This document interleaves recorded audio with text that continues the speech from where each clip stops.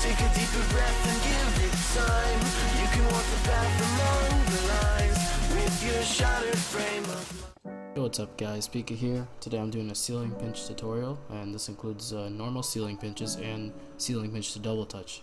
Before I start, I just want to say that these take a lot of time and practice to be able to do consistently, so if you see this video and decide to just go straight in and try it, probably won't have instant success.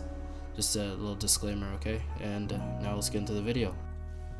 Alright, so the first and probably most important thing here is the start. You want to get the ball rolling about as fast as your car up the wall, and once you do that, you need to launch off the wall at a slight angle. And what I mean by this is that you don't want the ball rolling straight up the wall, but instead slightly pointed toward the goal you're shooting at. And your takeoff to the ball will come almost directly after you touch it to the ceiling, but I find it best to wait a fraction of a second to jump to the ceiling, just in case the ball could mess up your car if you jump at the exact same time. So yeah, just delay a little bit before jumping to the ceiling after you touch the ball. Now the next step to the ceiling pinch is the actual pinch part, and there are near infinite ways to get the pinch, but I found that if you're just going for a ceiling pinch and want to go flying like as fast as possible into the net, the forward flip is the best way. And as you can see from some of these examples, if you get the launch right, the pinch can just go flying, just goes super fast. But I mean, the launch is a very important step. Probably the next best way to go for the ceiling pinch is where you don't aerial off the wall and get the pinch well upside down, kind of. And this method is a bit harder to get perfectly, but it can really pay off if you're put into an awkward situation where you don't have the time to aerial off the wall to do like the normal forward flip. And it also has the potential to get a decent bit of raw power, but not quite as much as the first example. There are various other ways to get a good ceiling pinch, for example aerialing halfway, but they are a bit more advanced and usually not as practical as the first two examples I just showed you. Now if you're feeling super confident with these, you can try to add the double touch, and in order to do this you basically have to do the method where you don't aerial after the launch to the ceiling and touch the ball with just the tip of your car, so you'll be able to land on the ceiling with all four wheels for the flip reset. Now after the flip reset, you need to decide quickly if you want to jump off the ceiling or not, but in most cases you will need to jump off the ceiling to reach the ball, because the ceiling pinch often goes a little bit lower and could go pretty fast. The rest is just a normal double touch, and I'm not consistent with these because they're very hard to do, but I will keep practicing to get better. Alright, now I'm going to analyze the replays from each of the methods. So here's the first one where I do the forward flip with the arrow. Right there, just bangs in. This one I believe was 120 kilometers per hour. Let's replay that, but a little bit slower. So I'll go 25%. So right here, going very fast, driving up the wall. I don't have much boost in this example, which is why I decided to go for the forward flip. Right there, delay a little bit, jump. I'm angled toward the net a little bit, not directly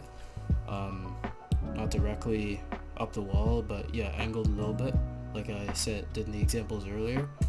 And right here, I'm using all my boosts to get the maximum amount of speed, maximum amount of power, and I just meet the ball in the ceiling at exactly the right place, pinch it a little bit, and it just goes in. This one was pretty clean because I did no cam. But yeah, that was a very fast pinch with the first method. And now on to the second one. This second example is actually from a comp game. But in this case I don't aerial off the wall, and instead do it the other way. And this one does get a lot of power. As I said earlier, you can get a lot of power from not aerialing, but it's more ideal to aerial. So I just go up the wall. I guess I aerial a little bit, but in the end I'm hitting it with my car faced kind of backwards, and that just goes right off the ceiling just like that, and just bangs straight into the top shelf. And I'll replay this a bit at lower speed so you guys can see it better. And just taking it up the wall like this. I'm conserving my boost pretty well until I really need to get the ball rolling fast, and when I do need to get the ball rolling fast, I just take it up the wall, delay a little bit.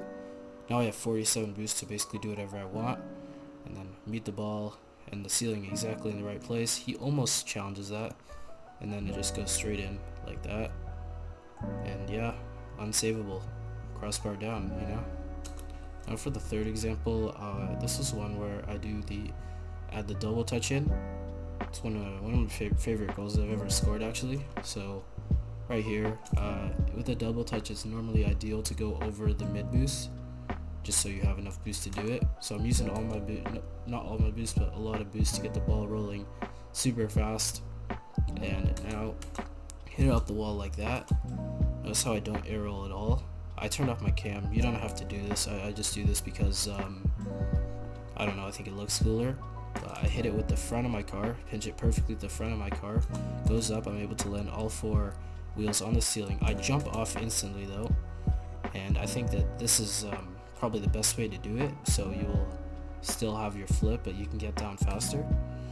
And then I just kind of predict where the double touch is going to be, and it sort of works out like that. And yeah, that's how you do the double touch. Alright, thanks for watching this tutorial, and as always, if you have any questions, throw them down in the comments. If you want to share your progress with me, my Twitter is linked in the description. Feel free to @ me or DM me your clips, and see you later. Thanks for watching.